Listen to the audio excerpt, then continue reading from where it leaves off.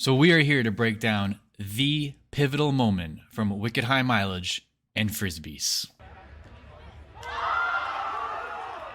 Count him. Oh! Was that foul? So, was it a foul? We will answer that question because we have an official statement from USA Ultimate. But first, let's go back and take a look at what led up to this play. 38 seconds on the clock. So if you look closely here, a great pass by Evan. Zach catches it. He appears to be just short of the goal line. But the play stands. Zach is excited. Ryan devastated. Jordan about to give Zach a hug maybe? No, she thought better of it.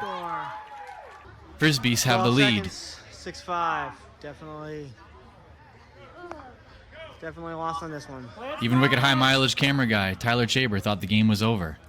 But they'd have one last chance. Now at this moment, our game was basically over on the other side, and I kind of had a feeling something was going to go on, so I got to witness this great pass by Taylor. Almost in for Anthony, just as close as Zach's play, but he's not quite in. And this led to the pivotal moment. Sampo looking for the pass to get in, gets it back to Taylor, and then chaos.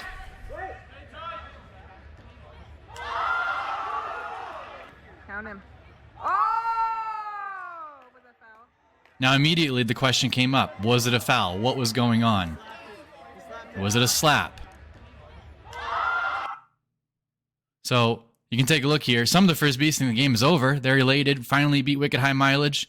Callan is shocked. And then the discussion ensues. What happened? Did Taylor throw it away? We all kind of feel like Alex here. So I'll give the two teams credit. They discussed this pretty civilly. Zach saying he threw it off my leg.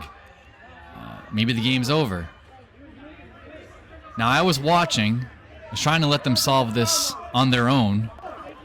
So they talk some more. Finally, they asked for my viewpoint. I think it's a strip. I'm not an expert.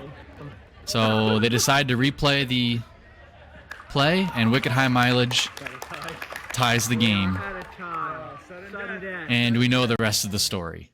It was an intense situation, but both teams handled it well. But conversation still persisted. What should have been the right call? So I decided to do some research. I went to usaultimate.org and I came across Jana Hamaker, National Rules Director. So I decided, let me send her an email. She's been an AUDL referee. She has been a game advisor for WFDF tournaments. And also she is a head observer for elite competitions in USA Ultimate. She's involved in even writing the rules. So basically, there's no more higher authority could we have to rule on this matter. So I took a chance. I wrote an email to her, and lo and behold, she responded. So here is the response from the National Rules Director of USA Ultimate. The throwing foul section 17 is what you want for this analysis. The marker is not stationary. They appear to be moving into the spot. I'd call this a throwing foul. So what does this all mean? Well, she mentions we want to look to section 17, and that's what we're going to do. The marker, in this case, Zach, the defender, she says is not stationary. He's moving into the spot, or the spot that Taylor is occupying, perhaps violating the disc space. She says, I'd call this a throwing foul. So here it is. Zach is shuffling. Taylor is kind of moving, and the disc goes off Zach's leg. So, yes, Zach is not stationary. Taylor is kind of pivoting, getting ready to throw, faking, and the disc goes off of Zach's leg. It never leaves Taylor's hand. That's important to keep in mind here. So let's go to our rules section 17 and see what we can learn. Section 17, throwing fouls. So there's a lot here. It says a throwing foul may be called when there's non-incidental contact between the thrower and the marker. Now, it says here, nearly every instance of contact between thrower and marker will be non-incidental with respect to the thrower. whether it disrupts the thrower's concentration, interferes with the thrower's movement, disturbs the thrower's grip, interferes with the throw, or affects continued play in any other way. I think we can agree that's what happened. Here's a key point. The disc in a thrower's possession is considered part of the thrower. Next section. In general, any contact between a thrower and the extended arms or legs of a marker, and that is what happened in this case, is a foul on the marker.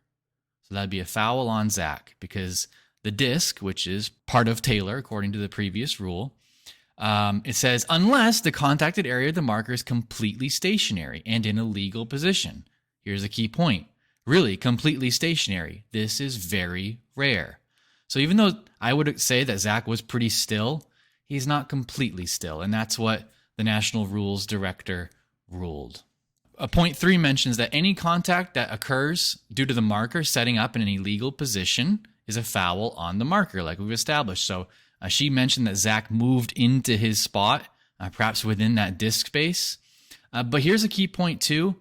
The contact that happens must be part of an ultimate related maneuver.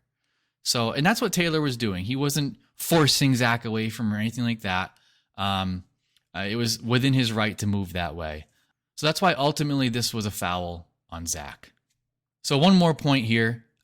In the same section, it says if a foul causes a player to lose possession of the disc, it is a strip. So that's where that term came into play. The disc came out of Taylor's hand because it hit Zach, which has been established was a foul. So there it is, the official ruling from USA Ultimate. We're all learning as we go. Zach didn't do anything. He wasn't intending to foul Taylor. It's just what happened. And that was the result of the play. Okay, but in the title of the video, I said a wrong call was made. I think we can agree the right call was made in this instance, but there was a wrong call made in this game. Let's take a look at one real quickly. So earlier in the game, there was a throw where Taylor fouled Zach on this play. That's a foul. So I think we'd all agree this was an uncontested receiving foul. Both players were in agreement that Taylor fouled Zach on a receiving play, on a catch. He would have caught it, I guess, if there was no foul. But the reason why this was the wrong call is because they threw the disc back to where the throw went originally.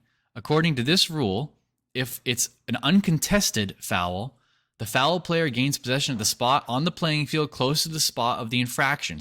So because it was uncontested in the end zone, this rule applies. If a team gains or retains possession in the end zone that they are attacking other than by scoring a goal, in this case by an uncontested foul, the disc is put into play at the spot on the goal line closest to where the player stopped. So there was the wrong call in this game. Okay, thank you everybody. Hopefully you enjoyed that breakdown. Once again, it was a great game. I encourage you to go watch Frisbees versus Wicked High Mileage in one of the greatest games we'd ever seen in Maine Ultimate Frisbee Classic history.